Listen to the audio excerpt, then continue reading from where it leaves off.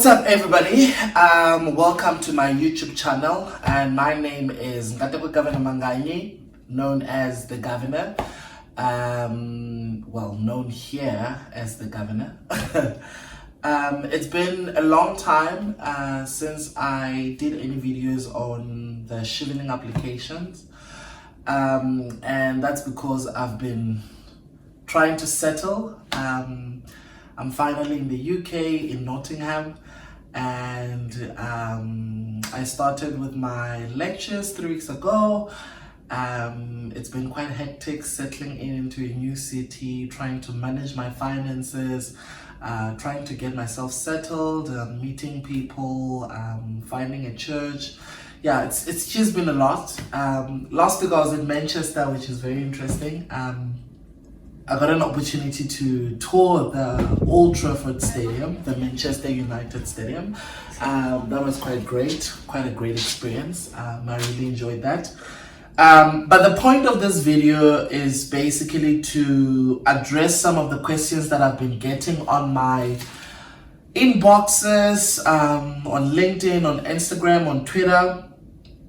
And I just want to address briefly some of the key concerns or some of the key questions so that you guys can at least be more comfortable in completing your Chevening applications. They are closing in November, so you have about a month to put it together and finish. And remember, you need to at least, I would advise you to submit your application by the end of October, and that's because in the last few days, the 5 days of November before the deadline, there's a lot of traffic. A lot of people are submitting, so there's a lot of system errors and system issues just because everybody's using the system. So you don't want to be that person who gets delayed because of the system jam. So just make sure you complete your application and you submit it before my advice, 30th of October. So I want to talk about universities. I've got a lot of questions about university applications. Please note, you do not have to have an offer at the time of submitting your Chevening application. You do not have to have an offer from any university. So you can send your application without any offer, but as you select your university or as you choose which are going to be your university choices, just make sure that these are universities that you are confident will give you an offer. So the good thing for those who already have offers is that you already know that those are the universities that you've already been offered a place. But for those who haven't, one either applied or they're still waiting to hear from the universities, just make sure that the university you apply to, these are universities that you are confident will give you an offer. And that's because it becomes difficult to change those options. Once you have selected the 3 universities, you will not necessarily be allowed to change those options.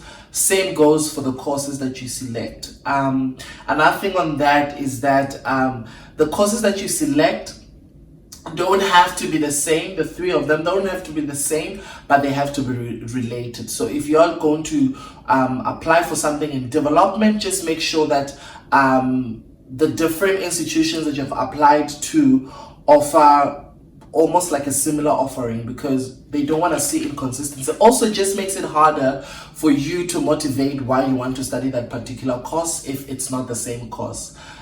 So just make sure that it's related.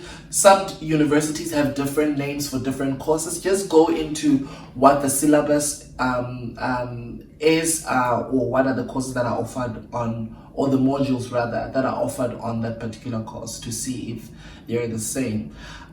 People have asked if it's a disadvantage to apply to a university that is not a partner institution for Chevening.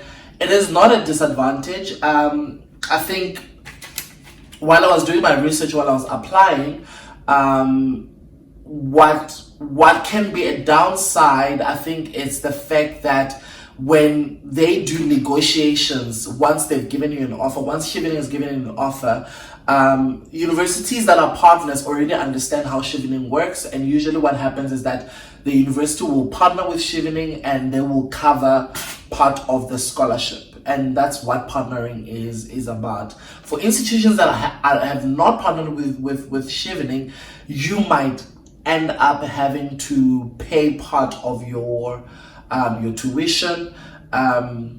Either, I think it's up to 20%, it's there on the website, I think it's up to 20% of your tuition if the institution doesn't want to pay the whole bill.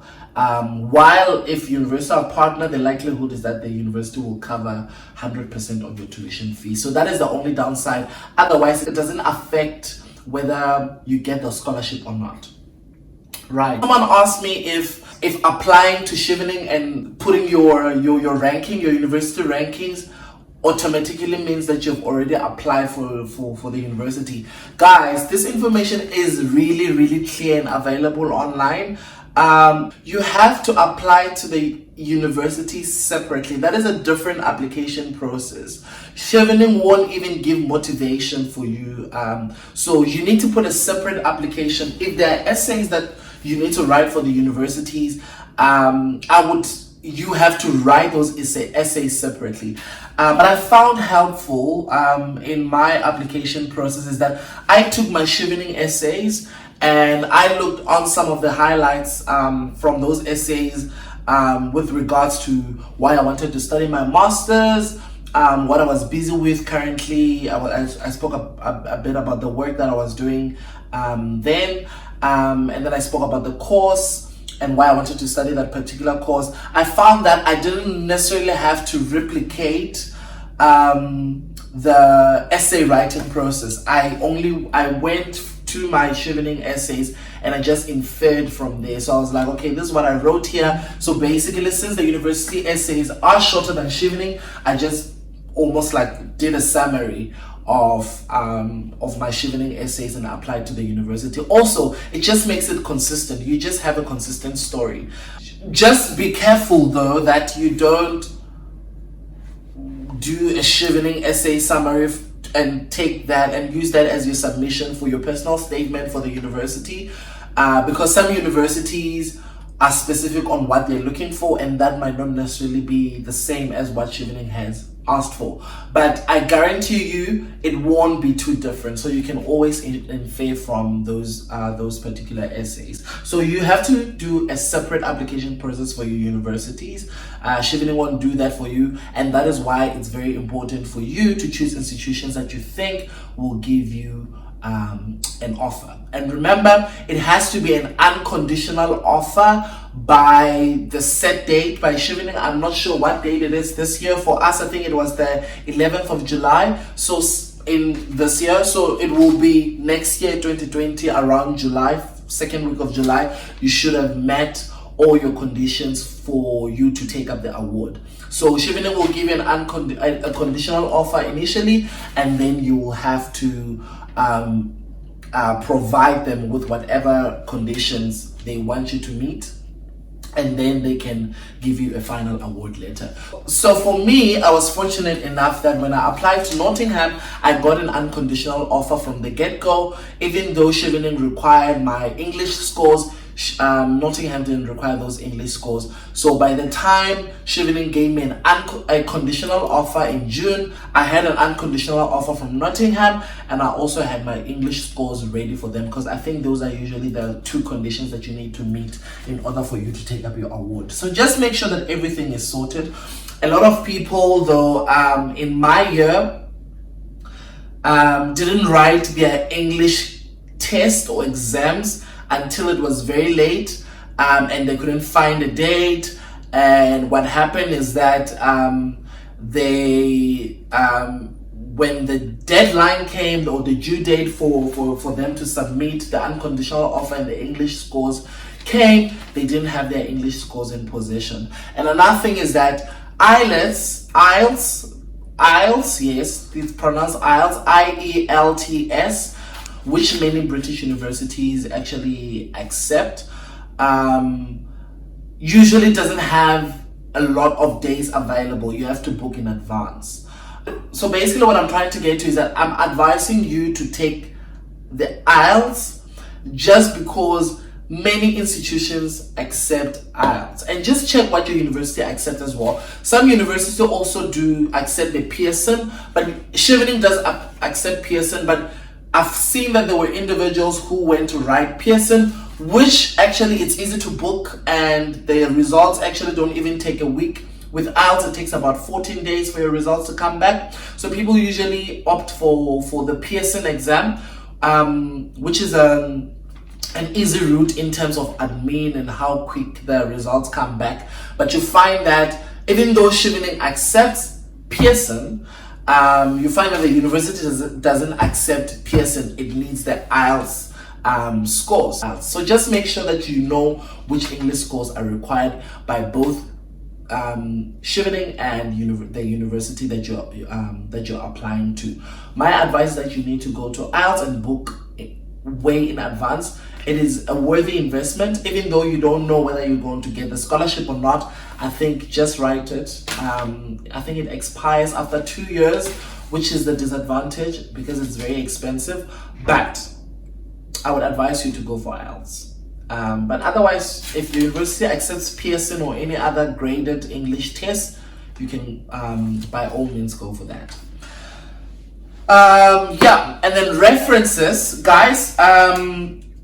Do not make a mistake of thinking that Chevening will be impressed, and these are my opinions. I don't think Chevening is impressed by the titles of the individuals who become your referees. I think they are looking at a reference letter that speaks about you and basically is also consistent about whatever you wrote. I think consistency it's a very big thing. Just make sure that you do not get caught up in trying to get a professor at your university who doesn't even know you, who doesn't even know what interests you, to write your reference letter, because they will only talk high level, and Chevening would want to see a bit of in-depth knowledge about you as a candidate and why that referee think that you are a suitable candidate for this award. So do not get caught up in trying to impress Chevening by getting people who have titles but they do not even know you, or they do not even know you well. I would advise you to go for individuals who really know you. Remember, you have to have an academic reference and you have to have a reference from someone who you've worked with at work.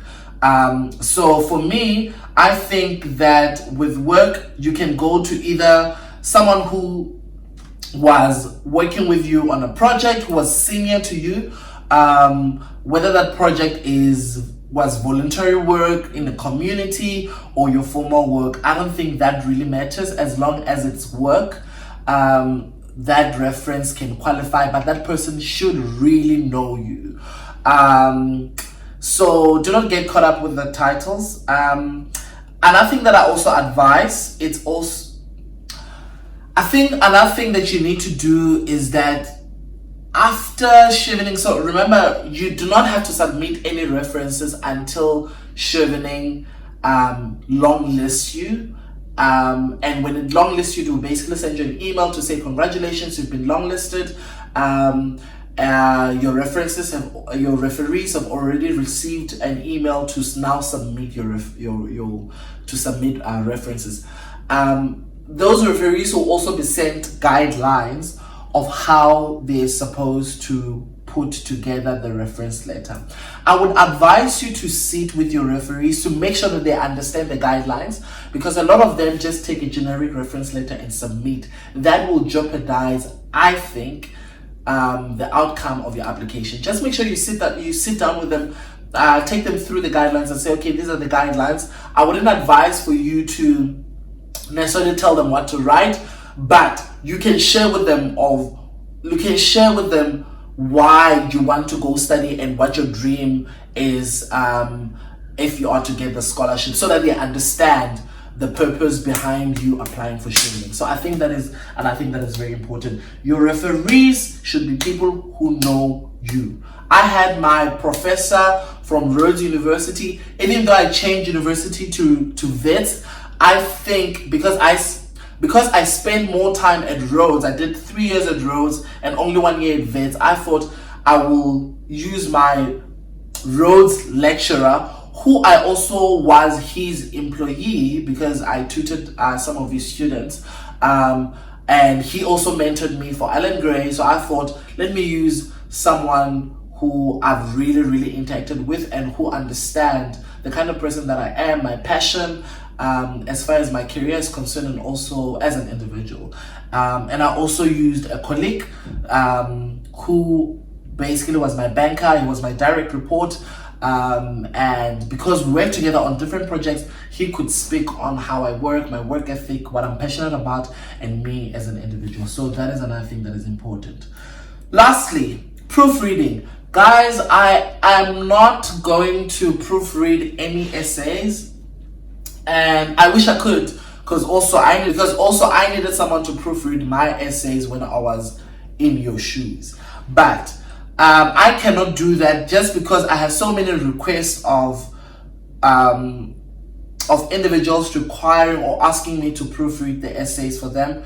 I think it's going to be unfair from my side to proofread some individuals' essays and not proofread other individuals' essays. So if I'm going to accept one essay, if I'm going to accept one request, then I need to accept all. So in the spirit of being fair, I am not going to review any of the essays. You can try other scholars and hopefully they will be able to do it.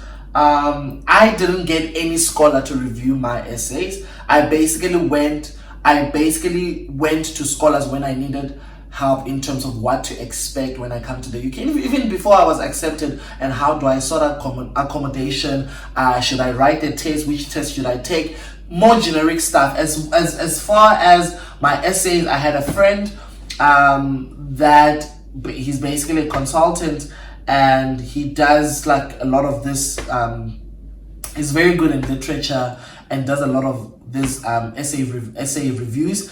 I got him to read my essays, and he gave me direction as to what I need to do. He did not write the essays for me. I wrote the essays myself, but he helped me make it, make it better. Him being the second person, he was like, I do not understand this, what are you trying to say here? And then help me bring that out or make it come to life. So I am not going to proofread, and I mean well. I wish you guys all the best. I think I'm really doing something for you by doing these videos, but unfortunately I cannot proofread your essays.